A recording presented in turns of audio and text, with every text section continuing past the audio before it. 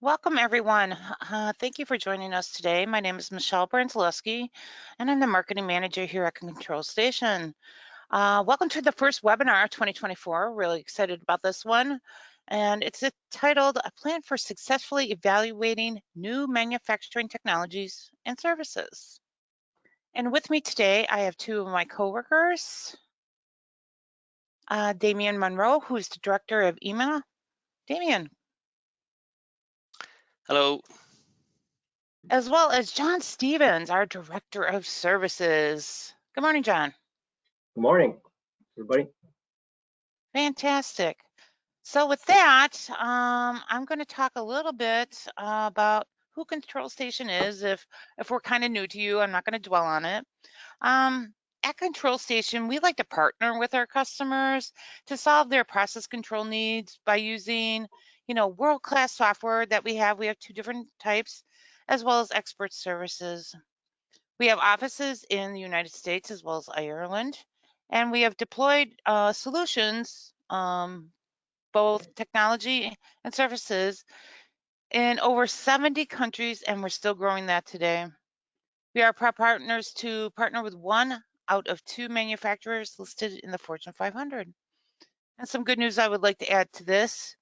Control Station became a company in 2004. Needless to say, this year, 2024, we are celebrating our 20th anniversary. So we're really excited about that. And a big round of applause to my coworkers. So with that, we like to go on to the next slide. Oops, overdid it by Sorry, one. jumped too forward. There you go. It's okay. So we're going to do something interactive here. It's live. It is live. I'm going to launch a polling question, and you should see it on your screen any minute. So, why do you think conducting routine evaluations is important? To avoid risk of failure, the complexity, lack of precedent, or resource constraints? So I'm going to give everyone like a few minutes to select, take your mouse, click on all that apply, and then I will share the results. And because I don't like dead time, I am going to promote our next webinar, which is on March 12th. And this one is called Considerations for PID Controller Tuning Services. You can sign up through our website, or you can wait for an email from me. All right, I'm going to give this about 10 more seconds for everyone to select their responses.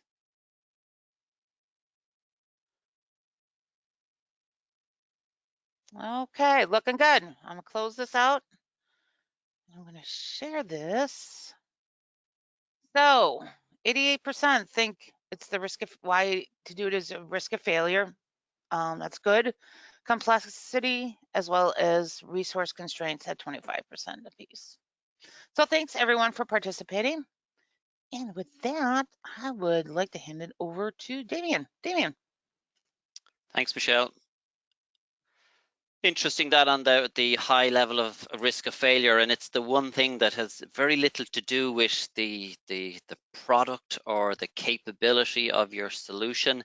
It's really the fear of there's two kinds of famous. As an automation engineer, we used to joke that there's always two kinds of famous when you're implementing a code change. It can be good famous and bad famous, and that bad famous risk of failure is always there. I always had the opinion of we're making omelets here, and you've got to break a few eggs at some point, but you want to try and mitigate that. But it is something that really kind of drives that initial consideration when you're looking at a software solution to help you improve your process, to help you streamline your day, to optimize the process by which your engineers are going to interact. All of those things are solutions that will help your systems, but it's really that fear of failure, and that nobody wants to be bad famous.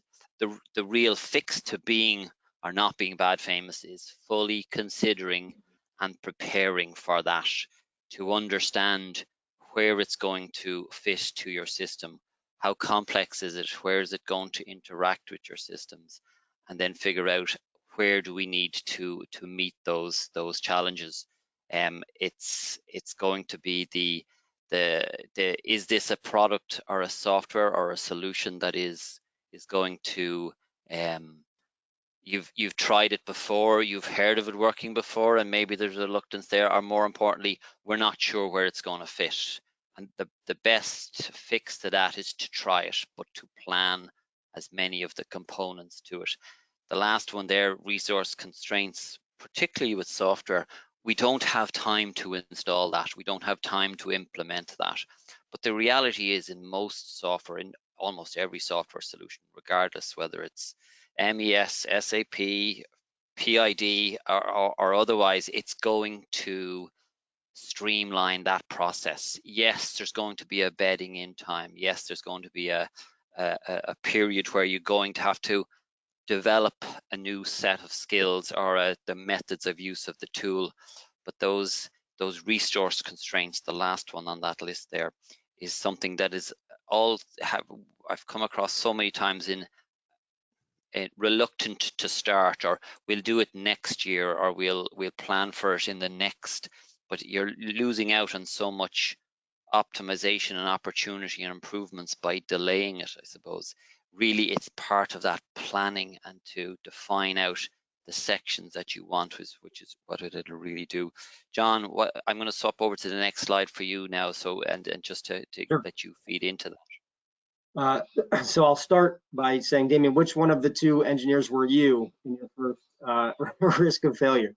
I think I was always an omelets guy. You know, Okay. I was you know, concerned about the eggs, you know, but realizing that I had to break them at some point, you know, and concerned about the bad famous. Thankfully, I was mostly good famous, you know, and it's great to be liked, but unfortunately, I think perhaps I'll rephrase that. I had enough good famous in the bank that whenever bad famous showed up, I could be excused somewhat by it. This is what I'd say. I would think you need probably a good balance between the two, right? You do to progress. Absolutely, you do need to push your own kind of limits or expectations. But that's absolutely. I particularly can attest to the resource constraints, right? That's something that we come up against all the time with our customers, and the hesitancy to jump in because they are stretched thin. And you know, when you talk about evaluations, you want to make sure that you have all the right players and the right time and the right resources in place to make that a successful evaluation. So, you know, there's a certain level of caution and care that you want to put into that, but at the same time, customers are just typically resource constrained, and that's just the way of the world right now. So, it's definitely one of the things that we talk a lot about. You know, so why are evaluations crucial for process control? And there's 6 or 7 up here. You know, just to start, quality assurance, right? Formal evaluations obviously help to ensure that your process and product are meeting quality standards. That's a focal point for many of these, to not only improve, but to maintain, right? Because just to improve, but then to go back to some lower level performance after you've improved for a certain amount of time, that only helps for so long, right? So the big thing is also maintaining that level of quality assurance. Efficiency improvements. This is obviously a big focal point. It's the ability for our manufacturers to identify inefficiencies and really the bottlenecks in their process. You know, analyzing and looking at the performance metrics and implementing the ways to improve the process and efficiency using technologies or different processes that help them to gain those improvements. Cost reduction, that's the big ticket at the end of the day, right? How do we reduce costs? I can't tell you how many customers have that as the focal point, but again, going back to Damien's couple topics there, the resource constraints. You know, you got to focus on where you can do those things. You know, formal evaluations allow you know, our customers to minimize that without compromising quality or safety. Manufacturers are always looking for ways to improve, ways to streamline the process, find ways and areas to reduce their waste and overall, achieve cost savings. So formal evaluations that have a focus on the cost benefit is really where you want to go, right? Because then it makes it easy to justify that to management. Continuous improvement, I'll skip a couple there. Continuous improvement, there's a big word, I believe, that goes into play here, and that's this idea of a culture. Supporting a culture of continuous improvement is a big thing. Customers that have that in place are much better off when doing these types of evaluations, because again, it comes down to the resources and the people that you have. And so if there's a standard in place that we are continuously looking for ways to improve our process and to uplift our ability to meet new standards, that's a cultural thing. And you can fight upstream on that if you're just one person versus a team that don't see eye to eye on that. But the companies and the teams that have that as a focal point and have that as part of their culture, these are good things for making sure that these are done with care and that they're done the right way. Competitive advantage. Just coming in on that, John, with that continuous improvement, I find the best success are people that have that culture built in or have realized that it's not just a one-time hit. It's something that we need to continuously be working on. Using tools, quite obviously, but having a philosophy of constantly looking to where we can make it better and where we can improve the process. Absolutely. If a vendor's pushing a culture, it's not going to work, right? It's got to be something internal and inherent about their team and about their sort of structure. Yes, but that is a big thing. As a vendor, I suppose I find that absolutely you can talk till you're blue in the face, but until the customer says, yes, this is going to fit lovely into our methodologies, our philosophies, then you really get that engagement. Absolutely. Competitive advantage. Customers are always looking for ways to gain that competitive advantage, and whether that's through technologies or different ways of delivering high quality products. Every little bit counts, and so being on the cutting edge and quite honestly, just taking some risks at some point to look at technologies that maybe others haven't done in the past. I think those things are critical in order for companies to have that competitive advantage. Again, that's, to me, it ties back to the idea of the culture. And so having formal evaluations allows customers and you guys the ability to test these types of things without going full into them, and just to determine, do they fit our needs? Do they help to fit the different buckets that we're looking to cross out? So, Damon, I don't know if you had any others that you would add to this list, or if there's one or two that you think are. As I said, I'm going to go to it a little more detail, but that competitive advantage comes from lots of places. It comes from, cost reduction, quality improvement, resource minimization, having systems that are doing the monitoring for you in this modern world of data and analytics. There are tools out there, and the most successful companies I find are the ones that are going to use a full range of tools, from services to technical expertise to software, that will feed all this information and give the various aspects of the improvements that can come out of it from that. Yeah, agreed. And I think we'll move on there. Michelle, I think you've a question for us. Yeah, another interactive polling question. So if you guys want to get your mouses ready, I'm going to pull it up on the screen.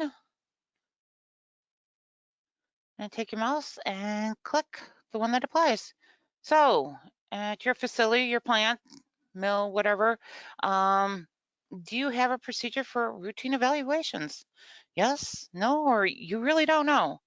So I'm going to leave that up, and for a few more seconds, give everyone an opportunity to respond, and then I'll share the response.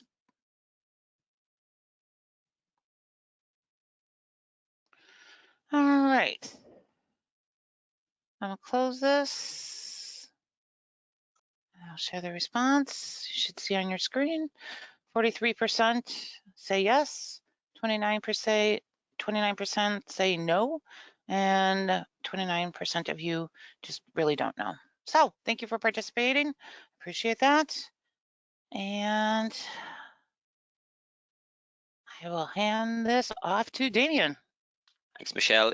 Again, interesting commentary on it. It's perhaps through lack of opportunity to get involved in these projects or to become part of that evaluation. You may see the end result of a new software solution coming in, but it's and again, I'm going to talk about it here. This success or failure of these is really down to the consideration up front of why I suppose it's the 5 whys, or the who, what, where, when, why, because it's, who's going to use it, where are we going to use it, when are we going to implement, and when are we going to start taking the information from it. It's all of those considerations are what make it successful, and the front end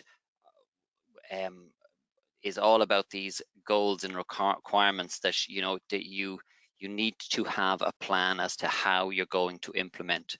You need to have a plan as to what you want to achieve out of it. You need to have a plan as to who's going to be involved, so that, and it's this, the goals, typically we get customers go, what's your ROI? If we implement your software, how much money are we going to save? My manager needs to see a bottom line, a number. And if that's all you can look at, you're going to leave an awful lot on the table for a start, but you may not get the tangible results that you're hoping to achieve. It does need a much broader consideration, because the ROI is going to come from so many different sources, particularly with process connected systems or services. They're going to deliver on so many levels that tracking them is going to be really key to it. The planning and scheduling of that process is going to be important.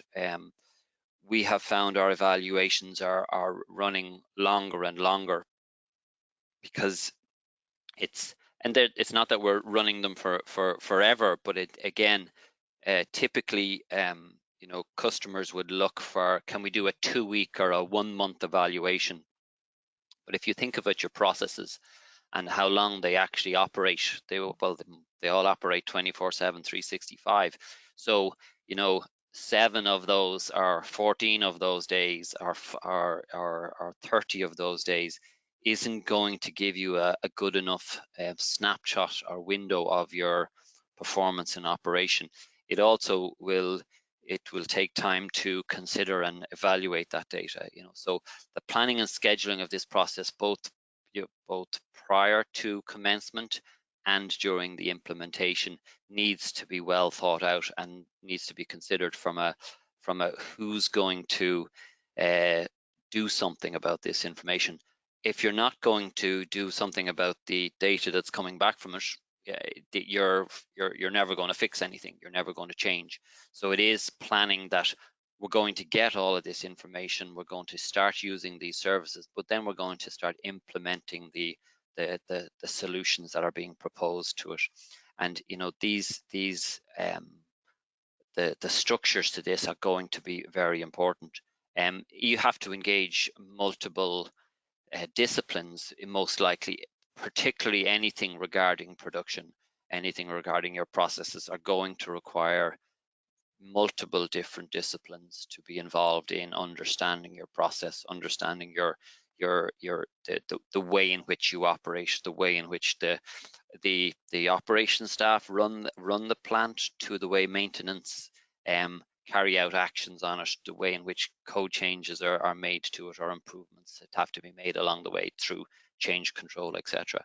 So all of that scheduling and planning needs to be built into the front section of it.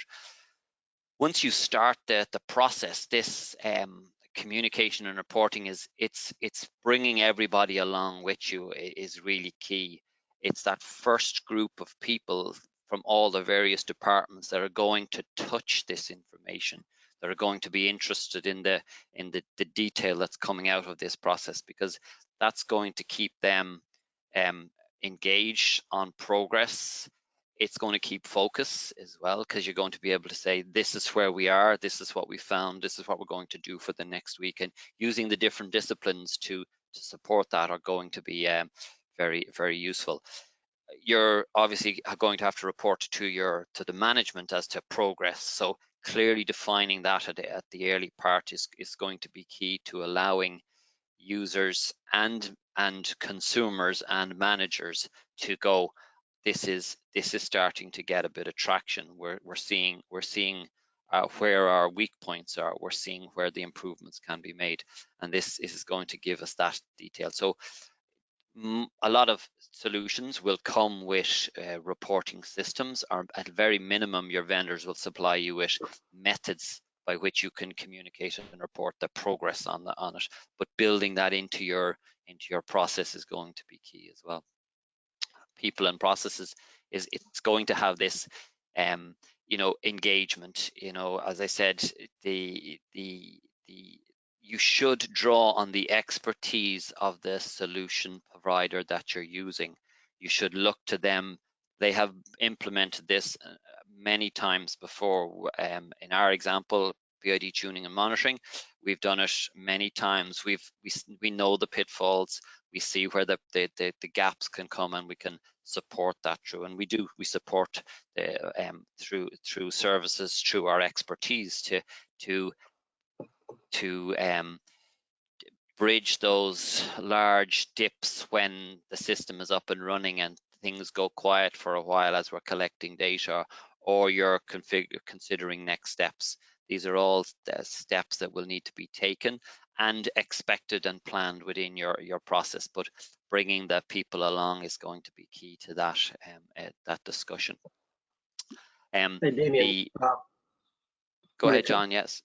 The first of goals and requirements, then the planning, scheduling, right? You've gone through these key factors within the evaluations. One thing that, I think that we can, me and you can appreciate, or us on the control station side can appreciate, is that, we've gone through this for many years, and we learned very early on that taking these things on without a standard, without a place, was difficult, right? And so managing all of these different things, understanding what are the true goals and requirements, how do we plan and schedule effectively, how do we best communicate between us and our customers, and then internally for them across their team. And so where we went and developed what we call our project charters, the recommendation would be that these types of documents that sort of bring you through that process from beginning to end and highlight each one of these different aspects can be highly valuable. Obviously, different vendors can have different types of ways of doing this, but it would, just comes to mind. Damien, I don't know if you've experienced doing these projects without having something in place like that. I know that we've had them in place for so long, but maybe even as a practitioner, maybe being involved in evaluations where there wasn't that, did that create more confusion, or was it not as well executed without that type of a document in place?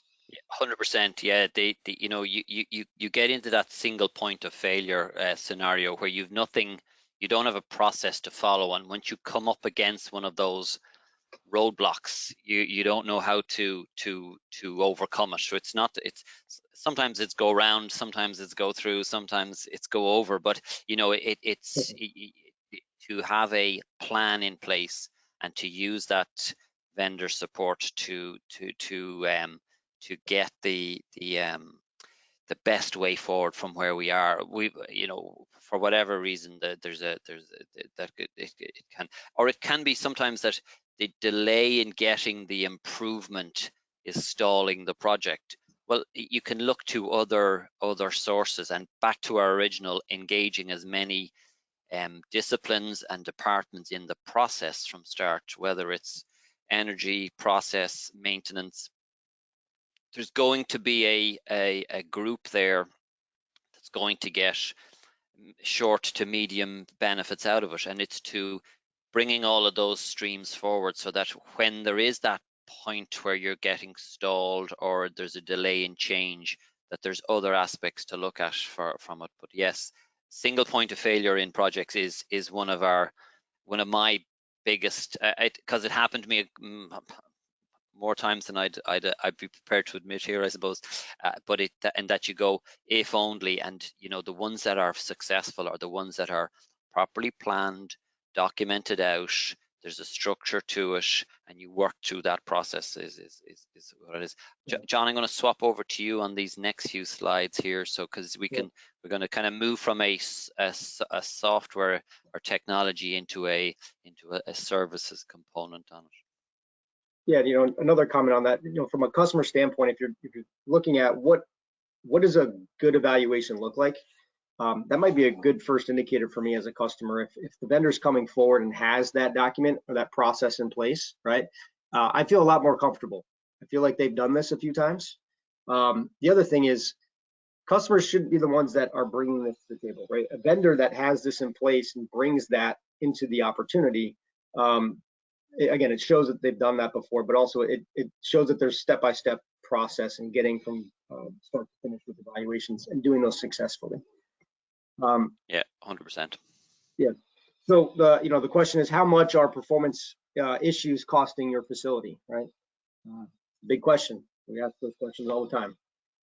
When it comes to evaluations, from the customer standpoint, you understand to some level where the gaps are. And so part of having a formal evaluation, you kind of start to see where are those gaps and how can that vendor or that technology or that solution help to fill some of those gaps, right? So those could be organizational and skills. Basically, do you have the right staff in place to be able to utilize these technologies or to roll out these types of solutions? Is there training in place? From a best practices standpoint, this is a big one for us, is building workflows and standards. It's one thing to adopt a technology or to adopt some solution out there, but to not have a built process and a workflow around that, so that we all can experience the idea that there's a lot of shifting with resources. Either they're leaving, they're aging out, they're retiring, they're switching positions. And so you've now invested in some technology or a solution, and the ones that were the original champions are no longer there. Not having documentation and workflows and standards behind that, procedures, it more often than not will lend a hand to that solution or that technology getting shelved. And so that's something to consider. The key in those first two slides is that knowledge, training, workflows, and procedures. If you've got that process built in, aging out of staff or changing of workforces, you're protected against it, because you have a structure and a system in place that is infinitely transferable, and that process of defining, documenting, and knowledge transfer, it gives that information to the next generation. It means that your 20-year veteran and your 2 years out of college graduate are going to be able to handle that system exactly the same way, because the processes and documents are in place to do it. Yeah, that's been a critical piece for us in the last couple of years from a services standpoint. Is more and more customers are looking for us to help them build the documentation and those procedures out, because again, you don't know whose hands are going to be on it in the future, and sustaining that technology, it's an investment they've made, a large investment in some cases for some customers, and so we want to protect that and make sure that there are some procedures behind that. I think it's something that we do. Patting up our own back is that we follow our evaluation process exactly like you would long-term run the equipment or run the solution, so that it's not that you're using the evaluation almost as a bedding in and a practice under support, so that the services that come back at the end of that are, the process is exactly the same. There's obviously going to need to be gaps and a few fills, but it's a process that becomes repeatable and definable, to move on, rather than after 3 months just, okay, we're done now, we can turn it off. Absolutely. And the other gaps are software tools, best-in-class software tools. Software can be a great tool. It's not going to solve all everyone's answers, but having the right people that are trained, that understand, the workflows and the procedures, having tools that help you, be the hammer instead of your forehead, as I like to say. Those tools are going to help make you more efficient and make your process much more efficient as well. We are very good at that with the software. Again, back to the original one about defining your structure. If you're choosing software, make sure it's intuitive. Make sure it's been streamlined so that it's simple and straightforward to use, so that someone can come in, granted not off the street, but at least with a modicum of a skill set, and be able to take what they know from previous systems and apply to these existing ones is something that is key to that incorporation and adaptation of the technologies. That's a good point. Michelle, you can go to the next one. So again, speaking about what good evaluations look like and things to sort of be aware of, we have a pretty buttoned up process on our side, and we have basically three different aspects of buckets, so to speak, for how we do our process. And I think these are just three good general guidelines for executing good evaluations. One is to identify, two is to implement, and three is to maintain. So part of the identify is preliminary, call interviews or studies with our customers to understand and identify risks, and to identify potential performance and reliability gains. What are the goals at the end of this evaluation that will justify, from a number of different levels, whether that's production improvement and efficiencies, or staffing, the ability for our staff to be able to pick up the tool. To Damien's point, that it's a simple tool, it's easy to use, it's intuitive, it meets the requirements from an architecture standpoint, an IT standpoint. So there's a number of different levels and different areas in which you can look at justification criteria, but it's important to identify what those are, and that gives both you and the vendor a good shot at having a targeted goal and having things that you can work towards from beginning to end, whether that's a week long, 3 months long, a year long. Those things need to be identified, the risks need to be identified, and give yourself the best chance to be successful. I often say that sitting across the table from a customer at the end of evaluation, if the answer is no, we should both feel good about that answer, right? Whether it's our solution or other solution, they don't work for everyone all the time, right? And so that's why you do an evaluation. You want to figure out, is this technology or this solution going to be good for my team, for my process, for my plant? And the only way you can sit across from the table from a vendor and have a good conversation to say, look, this was a good experience, but we've seen that this doesn't work, or this is a good experience and this is awesome and we want to move forward. The only way you can get to that point and have that conversation is if you have those things in place, right? You have the goals, you have understanding of what the risks are, understanding of what targets you want to go after, to really make a really good decision at the end that you feel good about. Implement, second step, obviously it's to implement the technology, to adjust and set the parameters within the technology. There's a lot of efforts from our standpoint, and there's a lot of steps that go into making sure when you implement a tool, make sure that the foundation in which it sits on, or anything that it's pulling data from, or it's communicating with, that you're giving yourself and that technology the best opportunity to be successful. And what I mean more specifically on that is, talk about big data. There's a lot of data, right? People have historians that are capturing a lot of good data. There's a lot of technologies that utilize that. In order for those technologies to be successful and give you the best, the data that you can have the most confidence in, the data that it's pulling from, you need to kind of take the time to comb through that and make sure that the all of the boxes are checked as far as sample rates or the data is clean, whatever it might be. When you implement, make sure that the foundation is something that's solid. And then maintain, right? Again, efforts to improve performance can all go for naught if you're not going to take the time afterwards to help maintain that, right? So you're going to work really hard to improve your process, and whether that's changing out equipment, tuning loops, whatever work and effort and maintenance you're putting in to get to a higher level of performance. Maintaining that is the ultimate goal over time. So those are the 3 steps that I think are good guidelines for anybody that's going to do evaluations. Keep those 3 in mind. You're certainly going to get the benefits in the first 2, identify and implement, because that's where you're going to get the improvements. You're going to see where the problems are. You're going to do the work, but then to maintain that improvement, you do have to continually to monitor it, I suppose. The work is done in those early phases, but then it just becomes a steady state monitoring and maintain from then on. I would agree with that. The maintain piece, you have good experience there, right?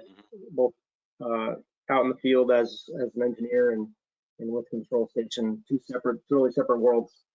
Would you say that effort in itself is where things fall off if you don't have the culture? What's the big piece there for customers maintaining and making sure that you don't drop off at some point? It's again habituating and making the information convenient is key to it. As I said, the longer the evaluation is, the more it becomes entrained into people's weekly routines. But it does take that focus on the operational weekly meeting or the bi-weekly automation huddle that they're still coming back to that information going, are we still good? Is it still performing the way there looks like there's an opportunity there, and it's the energy people. It is coming back around and making sure that the reports are maintaining that performance that was worked at through the evaluation. There's always going to find opportunities. An evaluation for 3 months is not going to see the years cycle on a plant to see where the different materials, different climatic conditions can affect the way in which it performs. So there's going to be slips. There's going to be drifts back into old habits. Old habits die hard. So sure. The operations. Well, there's nobody watching the system anymore. We can start going back to the way we operated 3 months ago, or whatever. But the maintaining the system to ensure that it's continuing is going to be key to that. So just to hit on that, culture is one thing, right? That's a big player there. You had talked early on about involving multiple layers, different areas, expanding the reach of who is impacted by this, whether it's from management down to the plant floor. So I think having involvement from a larger group that helps to maintain things longer, because it does eventually touch those people at some point. And then having a champion, right? Having whether it's a group or an individual, where this is on a weekly or monthly basis part of a maintenance meeting or whatever it may be. So this is continuously brought up, and to your point, not that something's going to change every week, but just to know that nothing did change. Okay, we're good, right? Versus something's changed. Let's put it in the queue for this week to go investigate. So definitely, I would say 3 areas there from the maintain standpoint that will be key.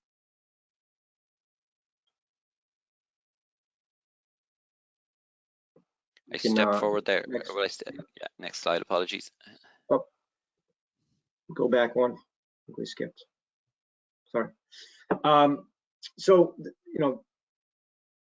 this is more so to understand. There's different types of solutions, things that you'd be looking for as far as evaluations around different types of tools, right? And the different areas in which it would impact things like reliability and sustainability. You're looking at technical KPIs, business goals, right? And so the solution itself, has, at least from our standpoint, has a number of different variables to it from how we support those, right? On-site versus remote.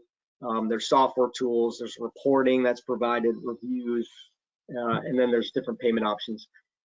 One thing that I think is sort of most important here on this slide is there's the circle there in the middle, the benefits, and it shows 1, 2, 3 years. Setting good expectations, right? If the expectation is that you're going to, find $1 million of savings or $5 million of savings or whatever the number is in some 3-month or 6-month period, you should reset those expectations, right? Now that may be the case. You may find what I'll call the golden egg. But in most cases, you have to have an understanding that these are long-term things, right? These are long-term solutions, and many solutions that are out there that you would look to evaluate. Having an idea of what's the true benefit timeline. And so 1 to 3 years is typically where that lies. Again, the evaluation period, depending on what you're looking to do and how big of sort of an evaluation you're looking to execute, that could be a month, that could be a year. So I guess the point there is be realistic about where the benefits lie and how long the expected payback on those should be. What I would say also, though, is look for benefits in places that are not just dollars and cents. There's Right. going to be improvements in software solutions are going to reduce your man hours. How many hours does it take another person to print those reports, to go and look at the trends over time, to go and see what the consumptions are? All of these things are going to be built into your software solution, and they're going to have a time value. Yeah, every man on site has 40 hours a week to work, but it's going to mean that rather than sitting for 2 hours every day to look at the trends, he can be out there proactively doing maintenance or carrying out actions. So it's something that the benefits will come from many different places. More consistent delivery of product is going to make a higher quality product, which is going to make a much happier customer, which is then going to make them buy your product even more. Is the thing. The example I give is tempered chocolate. If you're not controlling your chocolate temper, and the bar of chocolate doesn't snap when the customer breaks it, they're going to go to your competitor's bar the next time because there was a soft bend in the bar rather than the lovely crisp snap on the chocolate. So value can come from lots of places. And look for that. Whether it's reduction in maintenance because you're proactively monitoring performance, there can be lots of places for it to be found. Just moved on there, John. So this is, I think, a really important thing to kind of highlight.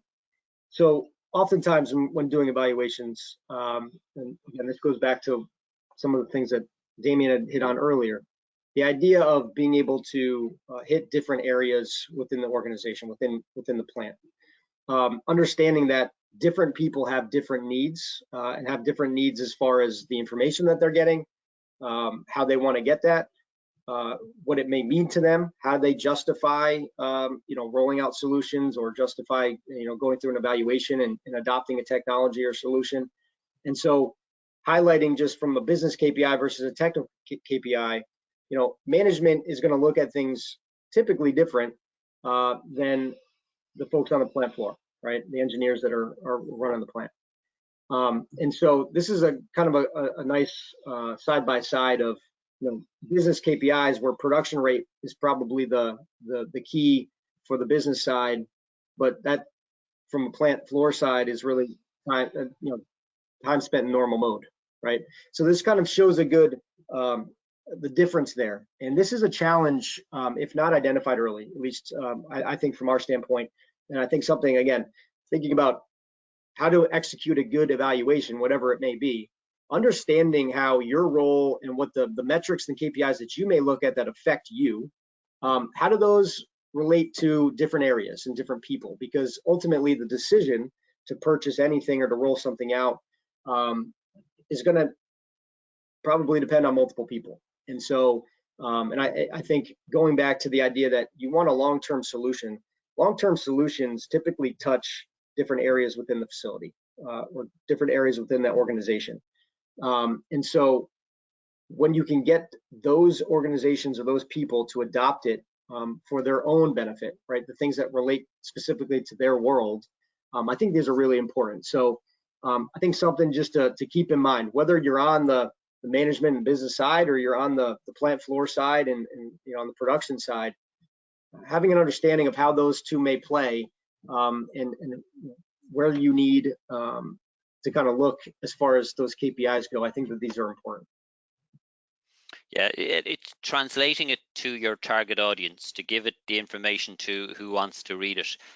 Technically, we like the blue ones there, the time and normal oscillating, but oscillating loops will lead to a lack of reliability over time. Variability in control will lead to high consumption rates.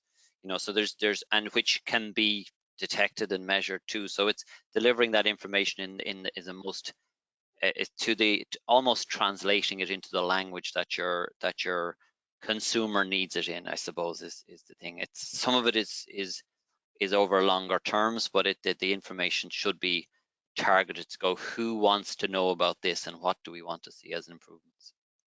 And within our tools, having the ability to have varying levels of reporting and how that reporting goes out to who and the metrics associated with those, I think those are important. But I'll just use an example. We did a very large installation with a customer that spanned roughly 25 different facilities, and we primarily worked with their corporate team, and they made assumptions, I will say, on how their plants would like to see information and what information they would like to see. Well, it wasn't until after we were completed with the installation that the actual plants came back and said, we don't like the way that this data and this information is being displayed. We would like to see it in a different way. This doesn't match how we would use it. And that is a very basic thing, right? That goes hand in hand with this. There was a miscommunication in assumptions that were made.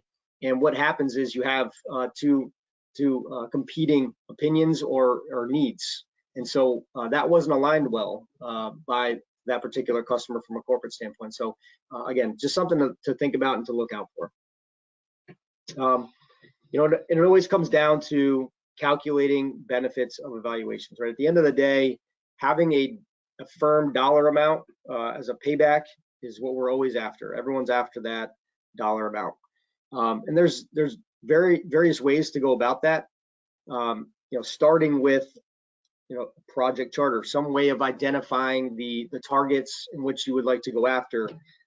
Those are critical in making sure that you can actually put a dollar amount to the bottom of the line. A couple different I'll call it approaches that are out there, different avenues for gaining this cost benefit would be what's called the magic bullet approach. This is the 1% situation, but this is where you have a direct financial impact, where you can tie something directly to this one effort, this one improvement, which takes both the customer and the vendor, right? Because the vendor won't know how to put a dollar amount to that specific improvement, but through collaboration and understanding and calculating those savings, that is the sort of the best scenario, but it's the 1%ers. The other two are a bit more easily achievable. Specific interventions plan, basically focusing on one process area, making small but many improvements over time. And then you can measure those business KPIs before and after, right? So being able to see the before and after as you continuously sort of tweak and dial in that the performance of that specific area. The projection enhancement overview, this is estimating average value of an improvement over time. So total value of the improvements over time, you're putting sort of a guesstimate to that number. That one as well, I mean, all three of them, you need the transparency from the customer to be able to identify and to say, this improvement, we got to put some sort of dollar amount to it. And so you sort of agree on, is this a reasonable number that we could just throw out there? Those are really good things, by the way, that to establish up front, right? Because once you find something, there might be varying levels of opinion as to what the impact can be. one of the hard things, at least for us, with pinpointing ROI historically is that the process has many different variables, right? There's the mechanical piece, there's the process interactions that are happening, and so how do you attribute one specific effort? And so we have some ways of doing that. These avenues here are ways that we look to approach, and ones that we've deployed with success. We've also just come up with a new metric that allows us to look at more specifically the overall performance of controllers across the site or across an area, and month over month be able to determine, has that gotten better? And so look, at the end of the day, there are ways to calculate the benefits. This should be on the forefront of your minds going into evaluations, is that by the end you should have a dollar amount. Now, is it going to be exact? Is it going to be perfect? Probably not. But at the end of the day, it should be a good gut feeling to say, look, this is showing that we can improve performance, and there's dollars behind it. So look for ways to implement those types of cost benefits in the analysis there. We always see a big hitter, the 1% of the time, but has a major impact on your process. We always see, but we also get loads of the little improvements that cumulatively, they are much more significant than the major fix that was done on a particular process. There's a lot of our customers are starting to look at smart sensors, so that they're using software to wrap a piece of equipment in technology that's going to connect the dots between, in our example, it's the instrument to the valve with the PID in the middle. It's to make sure each one of those can work independently, but are they working together is the key, so and then starting to use some of that information for maintenance reduction. Why maintain a piece of equipment? Well, why overhaul a piece of equipment that's performing correctly? Different kind of industries will have different pressures on that. Industries that are 24/7 for 5 years or 3 years straight are going to do maintenance when they shut down. But in industries where there is a irregular time periods in the weeks and the months where the plant is not running, and there is an opportunity to do maintenance, this on condition is becoming much more prevalent and much more cost saving, which can be built into, if you have a software solution that's monitoring your process, you will then start to see benefits long term from that performance maintenance, I suppose is what it is. Just kindness of time there now, I'm just going to move forward. I have a quick case study that kind of is an example where you can see a one-off improvement, very focused to our technology, but you can read it to yourself there. But again, in that first, where's your ROI going to come from? You can see there on one single process type, that one improvement gave a 30K saving. Was made on the performance of that, and they're everywhere in systems. And it's the small fixes that will become cumulatively long-term performance improvements, ensuring that 30K is saved this year, but maintaining it is going to ensure that it's maintained. It's not going to be spent next year as your performance decays. So that ROI is not just now we're fixed, we can go back to the way we are. It's looking for these kind of benefits and improvements, and then looking to iterate them around your corporation in reality. If you've got learnings and savings, to share them with your sister plants in other regions. But the ROI is, it's the first word that we get talked to about, are told, what's your ROI? We need to know your ROI. It's finding it from many places. It's there. It's everywhere. I would probably classify it as, how control are you in? Are you? And what is your what work do you have to do to maintain that control? I've been on plants that have put daily throughputs up by from 12 tons to 15 tons per day, but they were doing it operationally until we looked at where the limitations were. As soon as the operator stopped playing, the performance dropped. So there was an awful lot of operator man hours in trying to maintain that performance. Once we analyzed it and took out the choke points, optimized the weak points, it just ran like that forever from then on. It had to be monitored to be maintained, I suppose, but it's something that I'll say it again one more time before I'll close here. ROI will come from lots of places, but it's everywhere.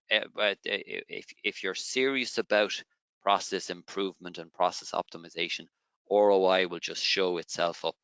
John, just any closing comments on that? No, I mirror the same thing, and I think that we're talking about evaluations here.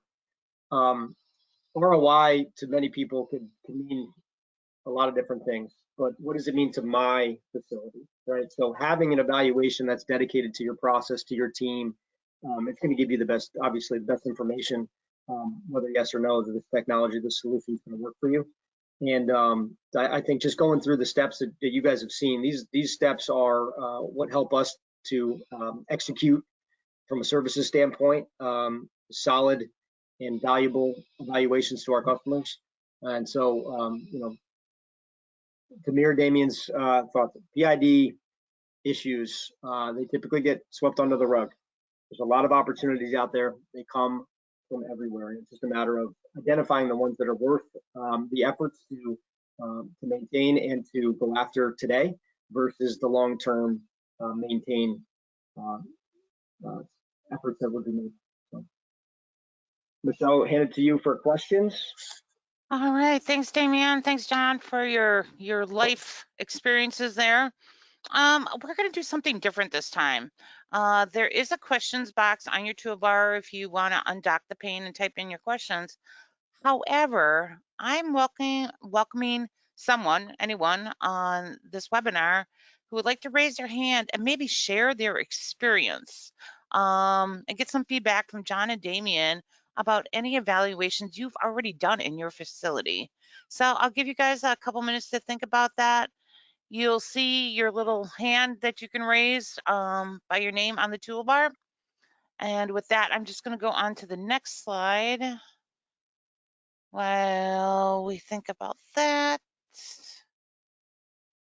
Okay. And of course, I have one more interactive thing for you to do.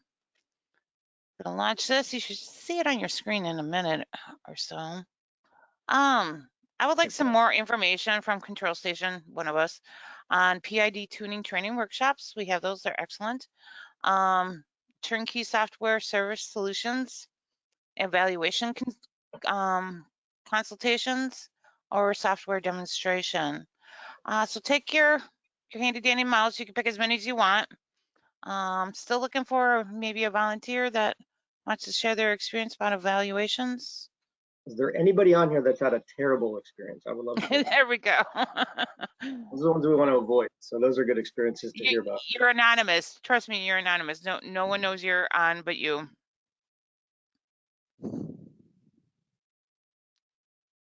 All right, I'm going to close this. We have a few responses here. All right, can you go to the next slide, please? Sure.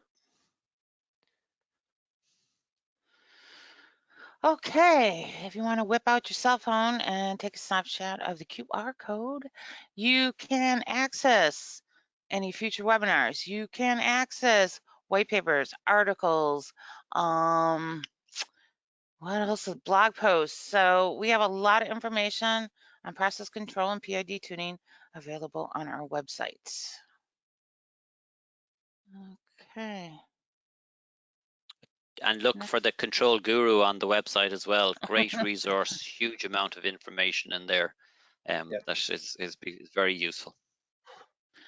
Okay, if we want to go to the next slide, we're almost out of time.